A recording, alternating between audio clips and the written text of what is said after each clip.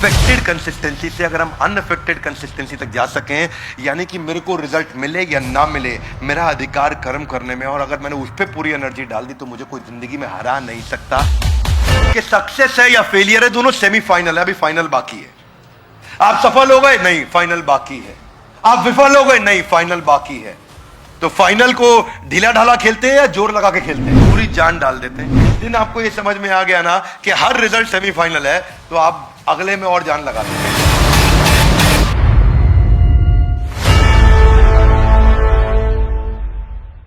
आज के इस एपिसोड में हम चर्चा करेंगे सबसे पॉपुलर श्लोक की, भगवत गीता के दूसरे अध्याय का 47वां श्लोक 247। कर्मण्येवाधिकारस्ते मा फलेषु कदाचन मा कर्म फल हेतुर्भु मा ते संगस्त्व कर्मणि। ये सबसे पॉपुलर श्लोक है गीता का, सबने कभी ना कभी सुना होगा। Loudly yes no. ये श्लोक है जीवन में उतारने वाला। और आज हमारे इस प्रोग्राम सीरीज का नाम क्या है? Come on, Gita in action के इस एपिसोड में आप सबका बहुत बहुत स्वागत है। कर्मणि एव अधिकारस्ते, कि कर्मन में, कर्म करने में आपका अधिकार है। आपके पास एक अधिकार है, किसका? कर्म करने का। लेकिन मां फलेषु कदाच, आपका फल पे अधिकार नहीं है। इसका अर्थ क्या हुआ, इसको समझेंगे। कितने लोगों ने सुना आपने, कर्म करो फल की इच्छा मत करो, कर्म करो फल की इच्छा मत करो? सुना आपने? लवली। एक्चुअली वो थोड़ा इनकम्प्लीट है। मैं उसकी बुराई अच्छाई बोलने की जगह कहूंगा कि वो अधूरा ज्ञान है। आज आपको उसको समझने के लिए, जिस व्यक्ति को इस श्लोक समझ में आ गया उसको कोई जीवन में हरा नहीं सकता। ये गीता इन एक्शन बहुत पावरफुल, बहुत सॉलिड सीरीज है जो आपकी जिंदगी बदल सकती है। You have the right to perform your duties but not entitled to the fruits of your action. क्या अर्थ हुआ इसका? आपने पूरा साल मेहनत करी, पूरा साल मेहनत करने के बाद आपका बॉस आपको आकर के बोलता है भाई फल की इच्छा मत करो। क्या लगता है गीता में कृष्ण यही कहना चाहते थे? क्या आप अपने बॉस के साथ पूरा साल खूब काम करें, तनख्वाह बढ़ाने का समय आए बोले कर्म करो फल की इच्छा? क्या चलेगा? ये it is misunderstood shloka. Real essence जो है, दो प्रकार के एफर्ट होते हैं। एक होता है एफर्ट विद वरी, एक होता है effort without worry. Wow, WOW, with worry और विदाउट वरी, दो प्रकार के हो गए। कौन सा बढ़िया है, चिंता युक्त या चिंता मुक्त? देखिए, इसको ना एक फॉर्मूला से समझते हैं हम लोग। एक होता है अफेक्टेड कंसिस्टेंसी और एक होता है अनअफेक्टेड कंसिस्टेंसी। अगर आप सबने ध्यान दिया हो, पिछले एपिसोड में हम कंसिस्टेंसी पे चर्चा कर चुके हैं गीता के एपिसोड में। अब यहां दो प्रकार की कंसिस्टेंसी हो गई, अफेक्टेड कंसिस्टेंसी, अनअफेक्टेड। यानी कि वो कंसिस्टेंसी जिसमें आप दिल से तो परेशान है लेकिन लगे हुए, अच्छा नहीं लग रहा लेकिन लगे हुए। और एक अनअफेक्टेड कंसिस्टेंसी, ये बहुत ऊपर की स्टेज। ये 4 स्टेज होती है, मैं स्टेजेस समझाऊंगा आपको, पर उससे पहले अगर श्लोक का सार समझना, इसको फॉर्मूला से समझो। जरा हाथ आगे लाई, बोलिए condition plus action is equal to new reaction. Condition मतलब आपके आसपास परिस्थिति क्या है, एक्शन मतलब आप क्या एक्शन लेते हैं। जब ये दोनों जुड़ते हैं तो एक नया रिएक्शन मिलता है। इसका अर्थ क्या हुआ? रियलिटी आपके आसपास क्या है, मेंटालिटी आपके अंदर क्या है कि आप क्या एक्शन लेते हैं। जब रियलिटी और मेंटालिटी मिल जाती है तो न्यू पॉसिबिलिटी आती है। फॉर्मूला क्या है? Reality plus mentality is equal to new possibility. Condition plus action is equal to new reaction. इस फॉर्मूला को समझो आप, ध्यान से सुनना। आपके हाथ में कंडीशन, यानी कि आपके आसपास क्या हो रहा है, वो आपके हाथ में है। Yes no? Come on, yes no? Condition आपके आसपास क्या हो रहा है, क्या वो आपके हाथ में है? Yes no? नहीं है आपके हाथ में। यानी कि कंडीशन आपके हाथ में नहीं है। आपके हाथ में क्या है? एक्शन है। अगर कंडीशन की चिंता करते रहे और एक्शन ठीक नहीं लिया तो न्यू रिएक्शन आपके कंट्रोल में कभी नहीं आ सकता। दो चीजें इस फॉर्मूला में, condition plus action is equal to new reaction. ना तो कंडीशन आपके हाथ में है, ना न्यू रिएक्शन यानी कि रिजल्ट, वो भी आपके हाथ में नहीं है। क्या अर्थ हुआ? Reality plus mentality is equal to new possibility. ना रियलिटी आपके हाथ में है, ना न्यू पॉसिबिलिटी आपके हाथ में है। आपके हाथ में केवल एक्शन है। लवली गाइस, कम ऑन, क्या है? केवल एक्शन है। इसीलिए इसको क्या बोलते हैं? Gita in action. कृष्ण यहां यही समझा रहे हैं कि ना तो रिएक्शन आपके हाथ में, ना न्यू पॉसिबिलिटी आपके हाथ में है।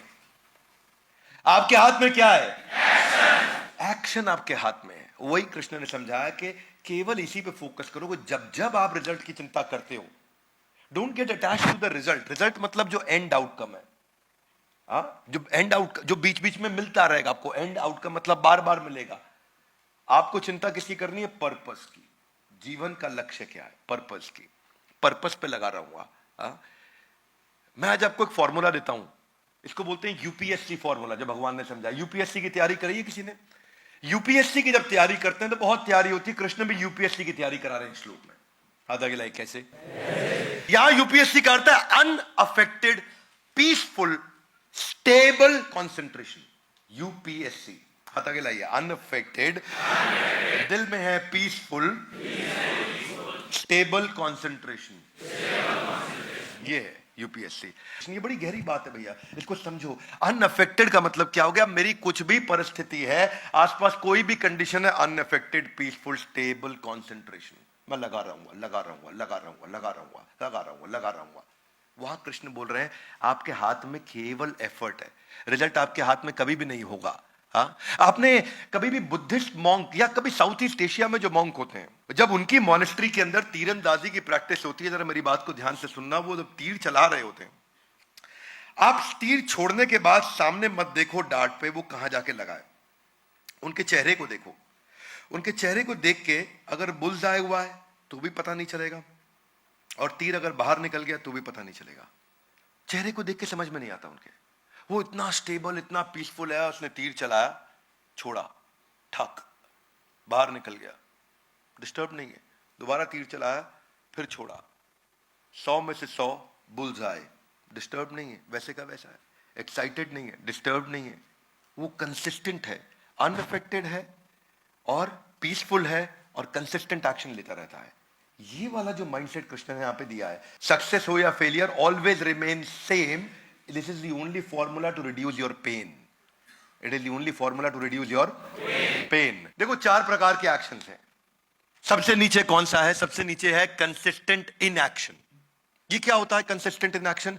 ये कंसिस्टेंटली कोई एक्शन ही नहीं लेगा, ये बैठा रहता है, देखता रहता है, अरे ये हो गया, अरे वैसा ऐसा। ये 0 आउट ऑफ 100 है। कम ऑन, क्या है ये? 0 आउट ऑफ 100। मेरी कंपनी के अंदर एक एम्प्लॉई 30,000 रुपए महीने पे ज्वाइन किया 5 साल पहले, और मेरी एक और, इसी कंपनी के अंदर एक और एम्प्लॉई 60,000 रुपए महीने पे ज्वाइन किया 5 साल पहले। ये 60,000 रुपए महीने वाला आज 5 लाख रुपए महीने पे पहुंच गया, लगभग 6 लाख रुपए महीने पे पहुंच गया, और वो 30,000 रुपए वाला अभी 60,000 रुपए महीने पे पहुंचा। यानी कि 5 साल में इसकी तनख्वाह हुई 2 गुना, और 5 साल में उसकी तनख्वाह हुई 10 गुना। दोनों में कुछ ना कुछ फर्क होगा। क्या मेरी बात समझ आ रही है लाउडली? इनमें फर्क क्या है? फर्क यही है, जो सबसे नीचे वाला है ना, वो कंसिस्टेंट इन एक्शन, वो कोई एक्शन नहीं लेता है। इससे ऊपर वाला कौन है? वो कौन से? Inconsistent action. इनकंसिस्टेंट मतलब स्टेबिलिटी नहीं है, एक्शन लेगा। जब सब अच्छा चल रहा है एक्शन लेगा, सब अच्छा, खराब चल रहा है एक्शन लेना बंद कर देगा। बरसाती मेंढक, बरसात आएगी फुदकने लगेगा, नहीं आएगी बैठ जाएगा अंदर। ये वो है सर्कमस्टेंशियल मैनेजर। सर्कमस्टेंस अच्छे हैं, बहुत एक्साइटेड है, सर्कमस्टेंस खराब है, डूब गया, कुछ नहीं करेगा। ये है 33 आउट ऑफ 100। क्या है? इनसे और ऊपर चलो, वो कौन से हैं? Affected consistent action. यानी कि एक्शन लेता रहेगा, लेता रहेगा, लेकिन अंदर से किल किल करता रहेगा, डिस्टर्ब होता रहेगा। देखो यहां कोई मेरी सुनता नहीं, लेकिन लगा रहेगा। अरे देखो मेरे को तंग कर रखा, लेकिन लगा रहेगा। बदतमीज लोग हैं यहां, लगा रहेगा। नौकरी छोड़ के नहीं जाएगा, लगा रहेगा। पर हर समय बॉस को आजू बाजू गाली भी देता रहेगा, लगा भी रहेगा। हर समय आसपास, आपने देखा कई बार कुछ कुछ घर में पति पत्नी के बीच में ऐसा ही होता है। क्या रहता है उनका? अफेक्टेड है, आपस में बहुत डिस्टर्ब है, लेकिन कंसिस्टेंट है। क्या बोलती है पत्नी? तुमको तो कब का छोड़ दिया होता है, तो बच्चों के कारण तुम्हारे साथ रह रही हूं। ये तो बच्चों के कारण तुम्हारे साथ रह रही हूं। ये क्या है? अफेक्टेड, डिस्टर्ब है, लेकिन कंसिस्टेंटली लगे हुए हैं, रहना इसी के साथ है, क्या करें। मेरे को तो पंडित जी ने पहले ही बता दिया था, शादी से पहले मेरा राजयोग था। क्या? डिस्टर्ब है, लेकिन लगे हुए, लगे हुए। ठीक है, बेटर है। 66 आउट ऑफ 100 है। 0 out of 100, 33 out of 100, 66 out of 100। पर कृष्ण ने क्या बताया? ना ना, ये सब नहीं बताया। उन्होंने बताया अनअफेक्टेड। मेरे साथ अच्छा हो रहा, अनअफेक्टेड, बुरा हो रहा, अनअफेक्टेड, कमल का फूल कीचड़ में रहता है, कीचड़ में पैदा होता है, कीचड़ में ही जीवन बिता देता है, लेकिन इतना सा भी कीचड़ अपने को छूने नहीं देता। उस पर पानी गिर जाए नीचे गिर जाएगा, कीचड़ गिर जाए नीचे गिर जाएगा, कमल के फूल पे छू नहीं सकता। उसको बोलते हैं अनअफेक्टेड कंसिस्टेंट एक्शन। ये है जो आज चर्चा कर रहे हैं भगवद गीता के श्लोक में। क्या मेरी बात समझ आ रही है आप लोग को? इसका अर्थ क्या है? इसके अगले श्लोक में, दूसरे अध्याय के 48वें श्लोक में कृष्ण कहते हैं सिद्धा सिद्ध यो समो भूत्वा समत्वम योग उच्यते। आप आगे मत बढ़ो, आप मेरे साथ रहो, बाद में आराम से देखना। यहां क्या कहते हैं? सिद्धा सिद्धयो समो भूत्वा, कि सिद्धि असिद्धि, सिद्धि मतलब सफलता, असिद्धि मतलब सफलता नहीं मिली, समो भूत्वा समान परिस्थिति से एक्शन लेता रहेगा, डिस्टर्ब हो ना हो।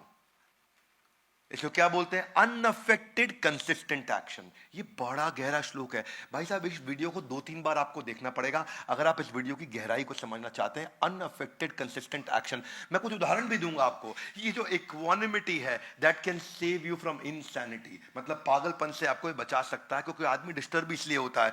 देखो मैं आपको ऐसे समझाता हूं कि सक्सेस है या फेलियर है, दोनों सेमीफाइनल है, अभी फाइनल बाकी है। आप सफल हो गए? नहीं, फाइनल बाकी है। आप विफल हो गए? नहीं, फाइनल बाकी है।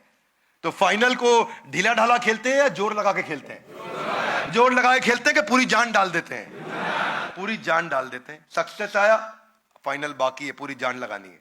फेलियर आया, फाइनल बाकी है, पूरी जान लगानी है। अरे 0 आया, फाइनल बाकी है, पूरी जान लगानी है। अरे 100 में 100 आया, नहीं, फाइनल बाकी है, पूरी जान लगानी है। ये कृष्ण समझा रहे हैं। क्या मेरी बात समझ आ रही लाउडली?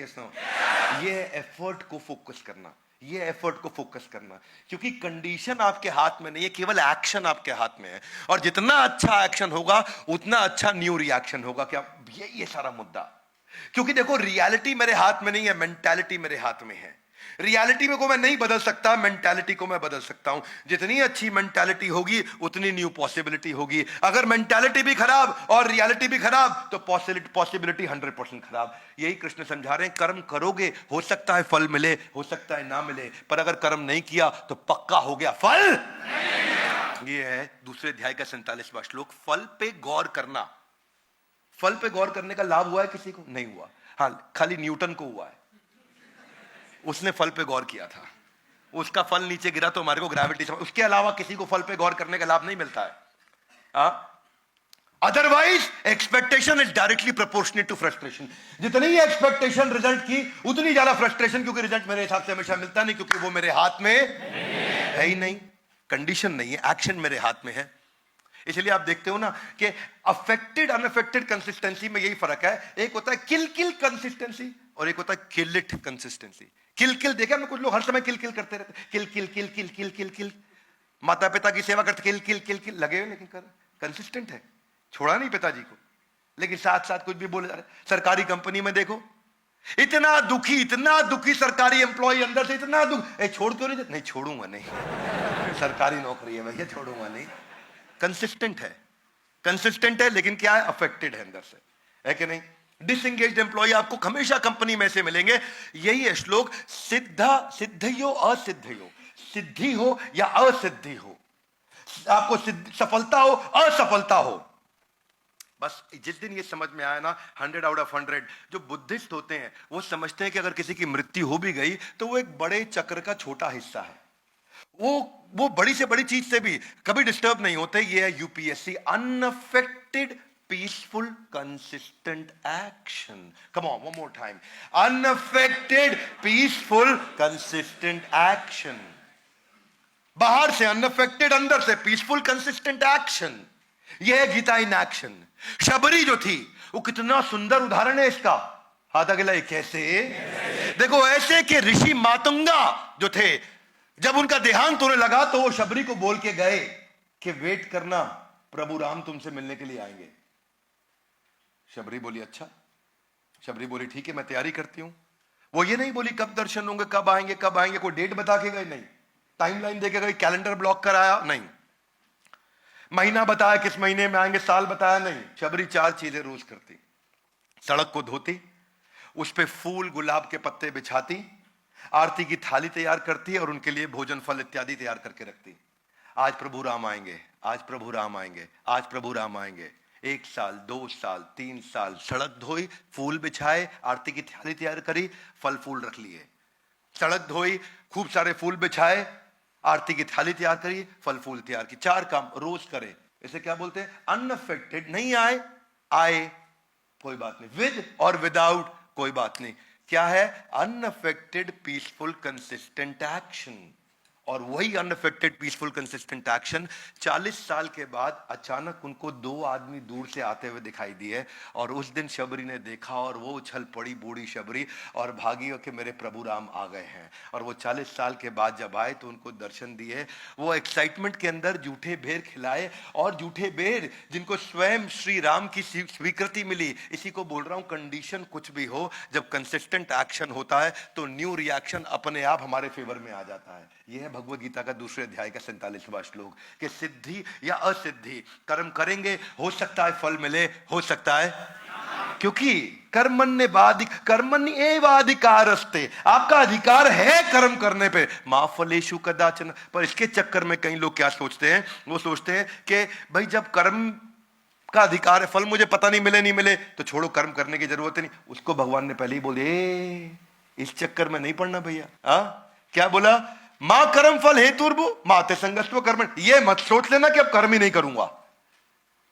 ये कृष्ण समझते हैं साइकोलॉजी लोगों की, कि रिजल्ट से नहीं आपको अटैच होना है, आपको पर्पस से अटैच होना है। महाराज भगीरथ के बारे में कितने लोग जानते हैं?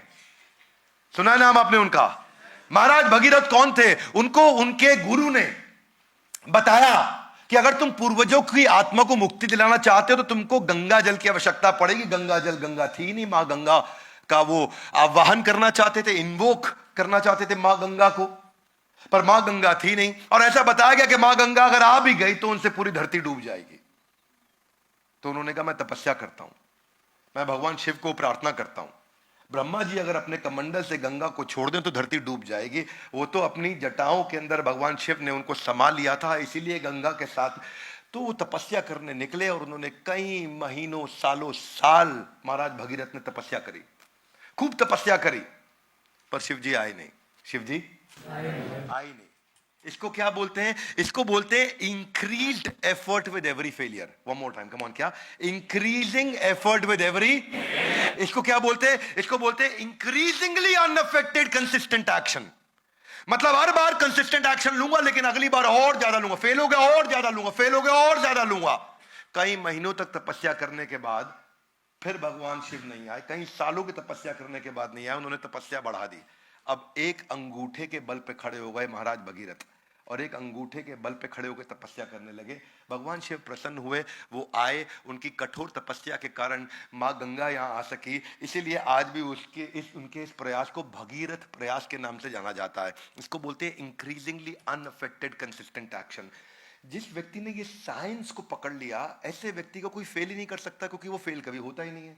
हमारे साथ बड़ा भारत शो में इंस्पेक्टर जनरल उत्तर प्रदेश के, जिनके ऊपर एक वेब सीरीज भी बनी थी MX प्लेयर पे, वो आए थे। कोई बताएगा क्या नाम था उनका? हाँ, IPS नवनीत सिखेरा। IPS नवनीत सिखेरा ने क्या बोला वीडियो के अंदर? कि मेरे को माइक टाइसन बॉक्सिंग में नहीं हरा सकता। बोले क्यों नहीं हरा सकता? बोले क्या करेगा, ज्यादा से ज्यादा मार देगा, मैं गिर जाऊंगा, अस्पताल चले जाऊंगा। हारा नहीं मैं, ठीक हो जाऊंगा, फिर खड़ा हूं, दोबारा लड़, फिर मारेगा, गिर जाऊंगा। हारा नहीं मैं, गिरा हूं, फिर खड़ा हो जाऊंगा ठीक होने के बाद, आप मार के दिखा। और बोला मर जाऊंगा लेकिन हारूंगा नहीं। ये जो है ना अंदर फीलिंग, ये जो फीलिंग है, ये है कंसिस्टेंट एक्शन की फीलिंग। हाँ, ये कंसिस्टेंट एक्शन की, मेरे हाथ में कंडीशन नहीं है, मेरे हाथ में एक्शन है। One more time, come on. मेरे हाथ में कंडीशन नहीं है, मेरे हाथ में। और जितना अच्छा एक्शन, उतना ज्यादा possibility of positive new reaction. जिस दिन इंसान कर्म को एंजॉय करना शुरू कर दे, फल आए या नहीं आए उसकी चिंता खत्म हो जाती है। That's the main point. हाँ, देखिए, आप हाथ आगे लाइए, हाथ आगे लाइए। ये रिजल्ट है और वो पर्पस है। रिजल्ट की चिंता नहीं, पर्पस की चिंता करनी है। क्या मेरी बात समझ में आ रही है? फॉर एग्जाम्पल, इलॉन मस्क को रीयूजेबल रॉकेट बनाना था, रिजल्ट क्या था? फेल हो गए, पर्पस पे लगा रहा। रिजल्ट क्या? फिर फेल हो गए, पर्पस पे लगा रहा। सारा पैसा खत्म हो गया, रिजल्ट फिर फेल हो गया, रीयूजेबल रॉकेट, लेकिन पर्पस नहीं छोड़ा। कंपनी बर्बाद हो गई, रीयूजेबल रॉकेट नहीं बना, रिजल्ट नहीं आया, पर्पस नहीं छोड़ा, लगा रहा। बाजार से पैसा लेकर के आया, आखिरी मौका था, पर्पस नहीं छोड़ा, और बाद में उसको सफलता मिली। क्योंकि सक्सेस और फेलियर फाइनल नहीं है, क्या है? सेमीफाइनल है। सक्सेस और फेलियर फाइनल नहीं है, सेमीफाइनल है। आप हर रिजल्ट के बाद आपको, जब आपने ये फीलिंग के साथ अगला मैच लड़ा के फाइनल बाकी है, तो आप जान कम लगाओगे ज्यादा लगाओगे? देखो, एक मेरी बात सुनो, हाथ आगे लाइए। Condition, action, new reaction. कुछ लोग कंडीशन से ही परेशान रहते हैं, हाय मेरे को ऐसे बोल दिया, हाय मेरे को वैसे तो उनका 70-80% एनर्जी वहां चला गया। ठीक है, उसके बाद आगे क्या होगा, आगे क्या होगा, 20% एनर्जी वहां चला गया। बचा कुछ 5-7% एनर्जी लगाते हैं वो एक्शन में, उनकी बात बनती नहीं। अगर आपने कंडीशन की चिंता छोड़ दी, उसकी एनर्जी बच गई। रिजल्ट जो आगे आएगा, कंडीशन जो पीछे हो रहा है, रिजल्ट जो आगे आएगा उसकी चिंता छोड़ दी, उसकी एनर्जी बच गई। अगर दोनों की एनर्जी निकाल के एक ही चीज पर लगा दिया, कंसिस्टेंट एक्शन पर, तो इसमें 100% एनर्जी चली गई। क्या मेरी बात समझ में आ रही है भाई लोग? ये फॉर्मूला दे रहे हैं भगवान। इतनी डेप्थ मुझे दुनिया में कहीं नहीं मिली जितनी मुझे यहां लगी। क्योंकि जब आपका डर खत्म हो गया, प्रहलाद, भक्त प्रहलाद, जो कौन थे? ये हिरण्यकश्यपु के पुत्र थे, आप लोग को पता होगा सबको। और उनकी बहन थी होलिका, जिसके कारण हम होली का त्योहार मनाते हैं। होलिका के पास वरदान था कि वो जल नहीं सकती। Yes no? Come on loudly, yes no? No, Holika के पास ऐसा कोई वरदान नहीं था कि वो जल नहीं सकती। आपको मालूम नहीं है, होलिका के पास ऐसी चादर थी जिससे वो जल नहीं सकती। और वो चादर किसने दी थी? ब्रह्मा जी ने दी थी उनको। और ब्रह्मा जी ने चादर दी थी कि ये चादर लपेट ली, तुम जल नहीं सकती। अब हिरण्यकशिपु ने कहा, हाथ आगे लाई, ओ, प्रहलाद को बिठा देते हैं इनकी गोद में और आग लगा देते हैं होलिका को। शॉल ओढ़ी होलिका ने, प्रहलाद को गोद में बिठाया। प्रहलाद को फियर नहीं है, मैं यही समझा रहा हूं उतनी देर से। उनको डर नहीं है, इतना सा भी डर नहीं है मैं जलूंगा। ओम नमो भगवते वासुदेवाय, वो अपना प्रार्थना कर रहे हैं, मंत्र जाप, उनको कोई डर नहीं है। और हुआ क्या? अब विष्णु को टेंशन। विष्णु बोले, ये मेरा जाप कर रहा है, अगर मैं होलिका को जला दूं, इनको बचा लूं, तो ब्रह्मा जी को टेंशन हो जाएगी, भाई आप सीनियर हो तो आप मेरे साथ ऐसा करोगे, मेरे वरदान को क्यों तोड़वा दिया? क्या मेरी बात समझ आ रही है? जो सीनियर होता है वो इंटेलिजेंट होता है, वो अपने से जूनियर की बेइज्जती नहीं होने देता। तो भगवान विष्णु ने क्या किया? 2 मिनट रुको, ब्रह्मा जी आप टेंशन मत लेना, मैं देख रहा हूं कि आपकी नजर है, आप टेंशन मत लेना।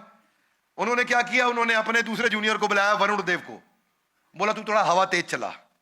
और हवा ऐसे तेज चलाई कि होलिका की चादर उतर के प्रहलाद के आसपास लिपट गई, होलिका जल गई, प्रहलाद बच गए। क्या मेरी बात समझ आ रही है? हाँ? इंसान का ना डर समाप्त हो जाता है।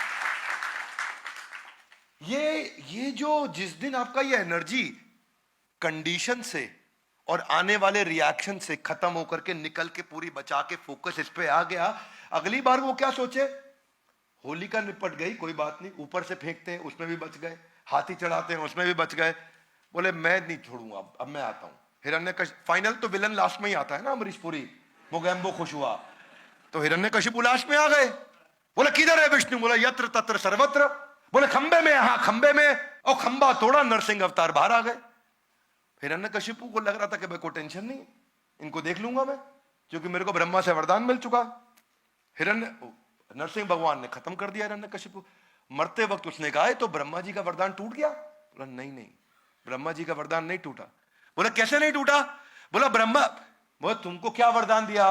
मैं विष्णु हूं, मैं थोड़ी ब्रह्मा की बेइज्जती कराऊंगा। तुमको वरदान दिया था ना तुमको इंसान मारेगा ना जानवर मारेगा, मैं तो नरसिंह हूं। बोलो और क्या वरदान था? क्योंकि ब्रह्मा जी के पास गए, बोले मुझे अमर बना दो। बोला अमर तो मैं खुद भी नहीं हूं, तुम्हें क्या बनाऊंगा?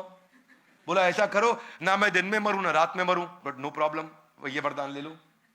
बोला ना अस्त्र मारे ना शस्त्र मारे, नो प्रॉब्लम, ये वरदान भी ले लो। ना घर के अंदर मरूं ना बाहर मरूं, बोला ये वरदान भी ले लो। बोला ना आकाश में मरूं ना जमीन पे मरूं, ये वरदान भी ले लो। तो सारे के सारे उनको वरदान दे दिए, ना सुबह मरूं ना रात को मरूं, ये वरदान भी ले लो। नरसिंह भगवान आए, उन्होंने क्या किया? उन्होंने ना घर के अंदर मारा ना बाहर मारा, चौखट पे मारा, ना अस्त्र से मारा ना शस्त्र से मारा, नाखून से फाड़ दिया। ना इंसान आए ना जानवर आए, नरसिंह अवतार में खुद आ गए। और क्या बोले कि ना उनको आकाश में मारा ना जमीन पे मारा, अपनी गोद में बैठा के मारा। तो उन्होंने ब्रह्मा जी का सारा, मतलब ये नहीं कि ब्रह्मा जी ने कोई कमिटमेंट कर दी ईमेल पे तो वो कमिटमेंट गलत हो गई, उन्होंने ब्रह्मा जी की कमिटमेंट भी प्रोटेक्ट कर दी और काम में निपटा। मैं प्रहलाद जी के बारे में कहना चाहता हूं कि अटैचमेंट जिस समय एफर्ट में होता है और रिजल्ट से आदमी डिटैच होता है तो फियरलेस हो जाता है। ये आपको अगले एपिसोड में समझ में आएगा। जिसकी जिंदगी में इतना सा भी डर हो ना, वो अगला एपिसोड सुन लेना। महाराज हरिश्चंद्र के बारे में कितने लोग जानते हैं? नाम सुना है आपने महाराज हरिश्चंद्र का? किसके लिए बोला जाता है हरिश्चंद्र बन रहा है? किसके लिए? सत्यवादी थे, ऋषि विश्वामित्र थे। उनको पता चला हरिश्चंद्र जी के बारे में, बोला मैं देखता हूं, मैं इनकी परीक्षा लेता हूं सत्यवादी की। रात को महाराज हरिश्चंद्र को सपने में आया कि विश्वामित्र मुनि आए हैं और उन्होंने मुझसे पूरा साम्राज्य दान में मांग लिया है, पूरा साम्राज्य दान में मांग लिया है। सुबह विश्वामित्र मुनि आ भी गए। बोले मैं तो कल आपको सपने में देखा था कि आपने मेरा पूरा साम्राज्य मांग लिया। बोले मुझे मालूम है, अब दे दो मुझे पूरा साम्राज्य, आपका सपना पूरा होना चाहिए। बोला जो आ गया महाराज, पूरा साम्राज्य उनको दान में दे दिया ऋषि विश्वामित्र को। आसान थोड़ी है, पूरा साम्राज्य दान में दे दिया। बोले साम्राज्य ठीक है, मैं तो ऋषि हूं, भिक्षा भी लूंगा ना। बोला ठीक है। बोले भिक्षा में क्या चाहते हैं? बोले भिक्षा में कुछ धन चाहिए मुझको। बोले देता हूं। कहां से दोगे? जब पूरा साम्राज्य, पूरी ट्रेजरी, पूरी मैन पावर, पूरा मैनेजमेंट, पूरा महल, पूरी प्रॉपर्टी सब मेरे नाम हो ही चुकी है, तो तुम कहां से दोगे? बोले कोई बात नहीं, रुकिए, मेरी पत्नी और मेरा बेटा मेरा है। उन्होंने अपने बेटे को एक दूसरे राजा के यहां बेच दिया, अपनी पत्नी को एक ब्राह्मण के यहां बेच दिया और खुद को शमशान घाट के चंडाल के पास जाके बेच दिया। और बेचने के बाद जो एक मुश्त रकम मिली, अब कभी तनख्वाह नहीं मिल सकती, बेच दिया अपने आप को, पर जो रकम मिली वो जाके ऋषि विश्वामित्र को दी। वो बहुत खुश हुए। राजा हरिश्चंद्र चले गए। अब ना उनके पास पुत्र क्योंकि वो भी बेच दिया गया, ना उनके पास पत्नी क्योंकि वो भी बेच दी गई, ना उनके पास अपना खुद की स्वतंत्रता क्योंकि वो अपने आप को भी बेच चुके थे शमशान घाट में, वहां मुर्दा लाशों को जलाने के लिए। और उनकी वहां सेवा क्या लगा दी गई कि जो भी मुर्दा लाश आएगी उसका तुम अंतिम संस्कार करोगे और तुम्हारे को एक सिक्का दिया जाएगा जिसको तुम हमारे को जमा करोगे। बोला मुझे क्या, मैं तुम्हें कुछ नहीं मिलेगा, तुम अपने आप को हमें बेच चुके हो। अब वो राजा दूसरा जहां उनका बेटा काम किया करता था, कई महीनों तक वहां काम करता रहा, सालों तक करता रहा, उसको बदले में कुछ नहीं मिला। पत्नी ब्राह्मण के यहाँ काम करती है, उनको कुछ नहीं मिला। लेकिन राजा के यहाँ पे काम करते करते हरिश्चंद्र के बेटे को सांप ने काट लिया। सांप ने काट लिया, कोई इलाज कराने वाला नहीं, जहर के कारण उसकी मृत्यु हो गई। माँ आई भागते हुए, देखा कि बच्चा मेरा मर गया, तो शमशान घाट ले गई। वहीं चांडाल के यहाँ जहां हरिश्चंद्र थे, उन्होंने कहा कि तुम्हारे पुत्र की मृत्यु हो गई, इसका अंतिम संस्कार करना है। राजा हरिश्चंद्र, जो अब वहां हरिश्चंद्र थे, राजा नहीं थे, बोले एक सिक्का तुमको देना पड़ेगा। बोली आपको तो पता है मेरे पास धन नहीं है, मुझे आप बेच चुके हो, लेकिन अब मैं पिता नहीं हूं यहाँ पे और तुम्हारा पति नहीं हूं, अब मैं यहाँ पे इनका बंधुआ मजदूर हूं, अगर तुम एक सिक्का नहीं दोगे तो अपने बेटे की मैं लाश को जला नहीं सकता। दोनों पत्नी भी और पति भी रोने लगे। और उसी के बाद तब भगवान को उन पर दया आई, उन्होंने आकर के वापस दर्शन दिए, पुत्र को जिंदा किया, राजमहल उनको वापस दिया। राजा हरिश्चंद्र एकदम फियरलेस थे, और इतना फियरलेस थे, इतना अनअफेक्टेड थे, इतना पीसफुल थे, इतना कंसिस्टेंट एक्शन था कि आज सैकड़ों हजारों साल के बाद भी महाराजा हरिश्चंद्र के हम सब के सब इतने उत्साह से याद करते हैं। रियलिटी आप नहीं बदल सकते, केवल मेंटालिटी बदल सकते हैं। कंडीशन आप नहीं बदल सकते, आप केवल क्या बदल सकते हैं? एक्शन बदल सकते हैं। प्रवीण तांबे की कहानी आप जानते हैं ना? 20 साल तक क्रिकेट नहीं खेल पाया वो, 20 साल तक, 1995 से 2014-13 तक। 2013 में जाकर के 41 साल की उम्र में उनको एक बार एक एक्स्ट्रा की तरह ले लिया क्योंकि एक खिलाड़ी को चोट लग गई थी, पर वो 20 साल तक उन्होंने उत्साह छोड़ा नहीं। 48 साल की उम्र तक इतनी ज्यादा उम्र वाले आईपीएल पे खरीदे गए एकमात्र खिलाड़ी रहे, एक के बाद एक उन्होंने कई अवार्ड जीते। बस मैं यही आपसे आज कहना चाहता हूं कि ये अफेक्टेड कंसिस्टेंसी से अगर हम अनअफेक्टेड कंसिस्टेंसी तक जा सकें, यानी कि मेरे को रिजल्ट मिले या ना मिले, मेरा अधिकार कर्म करने में, और अगर मैंने उस पर पूरी एनर्जी डाल दी तो मुझे कोई जिंदगी में हरा नहीं सकता। मुझे लोग गिरा सकते हैं पर मुझे हरा नहीं सकते। This is called Gita in action. ये था हमारा दूसरे अध्याय का 47वां श्लोक, जिसको आज हमने समझा, कर्मण्येवाधिकारस्ते मा फलेषु कदाचन। भगवद गीता इन एक्शन जो हमने सीरीज शुरू करी है, इससे में हम चाहते हैं कि एक एक एपिसोड को देखना चाहिए। Come on, would you agree with me loudly? Yes no? Hey come on, yes no?